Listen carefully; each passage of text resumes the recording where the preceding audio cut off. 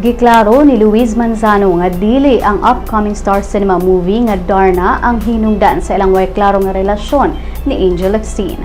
Chika karon nga nasakitan daw si Luis human midesider si Angel nga himuong prioridad ang iyang career kaysa sa panglawas ug sa ilang relasyon.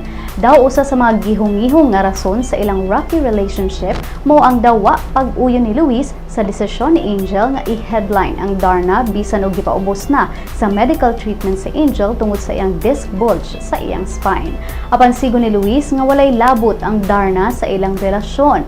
Doon na lang daw sila kinahanglang agian ni Angel ug kung unsa daw ang gisulti ni Angel sa interview niini sa Tonight with Boy, mao na lang daw pud ang iyang tubag sa mga chika. Dugang ni Luis nga sige gihapon sila og storya ni Angel ug pabilin silang optimistic bisan pa sa ilang giagian karon. Sa kinauhian, nagpasalamat na lang si Luis sa tanang suporta nga ilang nakuha gikan sa mga tao.